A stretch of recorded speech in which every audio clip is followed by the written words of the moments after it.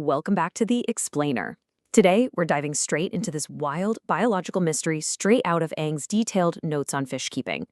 You know, if you've ever managed an aquarium, or honestly, even if you're just fascinated by how closed ecosystems balance themselves out, you probably know that water clarity is, well, it's the ultimate goal. But what happens when that clarity is actually a total disguise?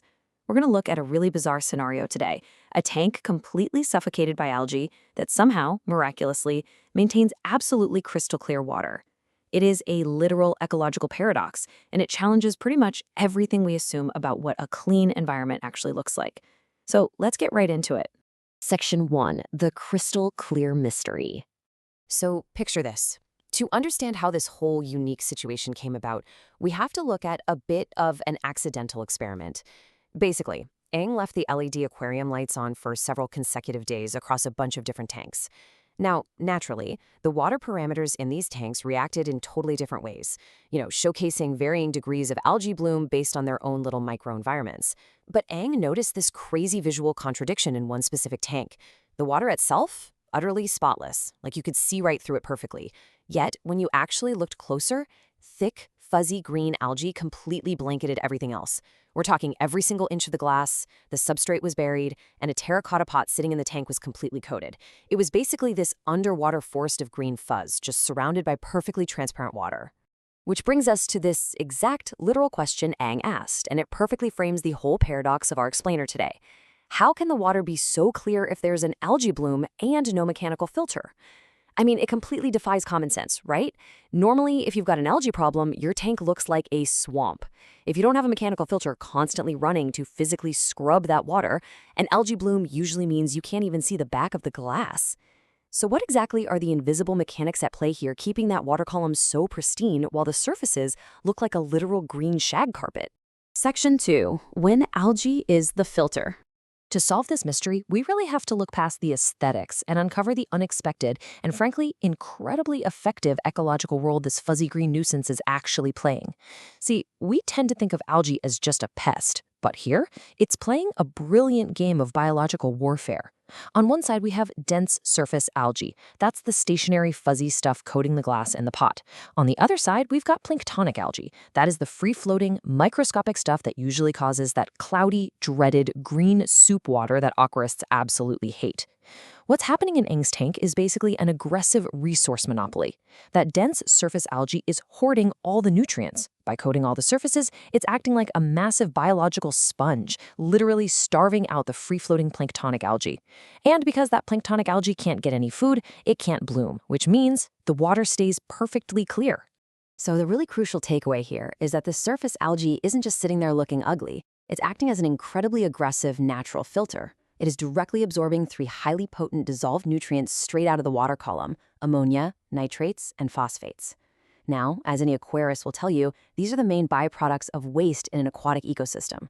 When you have an excess of these unused nutrients floating around, something has to consume them. And because Eng didn't have a mechanical or chemical filter running to yank those compounds out, the surface algae just stepped right up. It used that continuous LED light to photosynthesize and just rapidly consume the ammonia, nitrates, and phosphates, locking them all up tight in its fuzzy green structure, keeping them entirely out of the water itself. Section 3, the hidden nighttime dangers. Now, right about now, you might be thinking, hey, this natural filtration sounds like a massive win. But here is the fundamental, totally invisible twist. Aesthetic clarity is an absolute illusion. Clear water does not necessarily equal safe water. Despite the crystal clear conditions this massive algae filter is giving us, invisible toxic threats are still just lingering in the environment.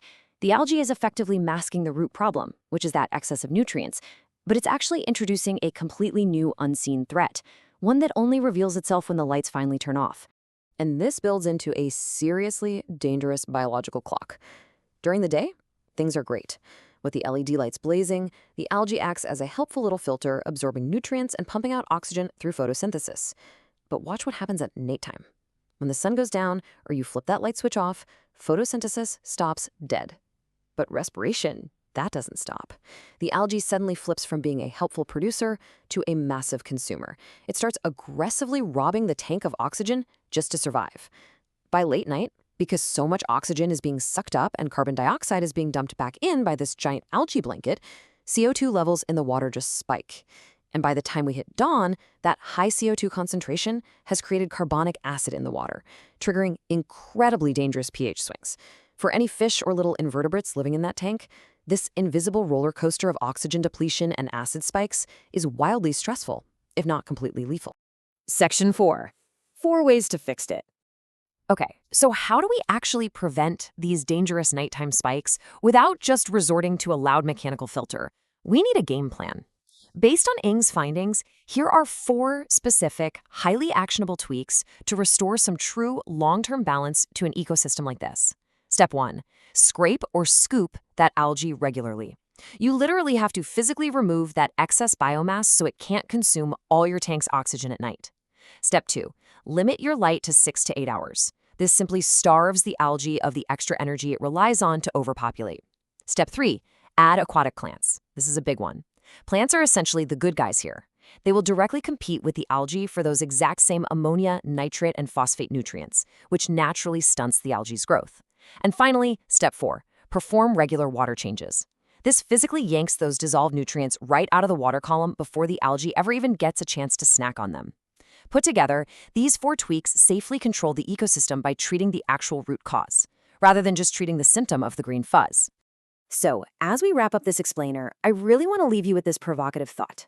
Think about it. If a completely clear tank can secretly harbor invisible toxicity and incredibly dangerous nighttime pH swings, does crystal clear ever truly mean clean in nature? It just so brilliantly highlights the delicate and honestly often deceiving illusions of closed ecological systems. What looks totally pristine and perfect on the surface can sometimes hide this frantic, wildly unstable battle for resources underneath. Thank you so much for joining me today to unpack this biological paradox. Keep questioning what you see, and I'll catch you on the next explainer.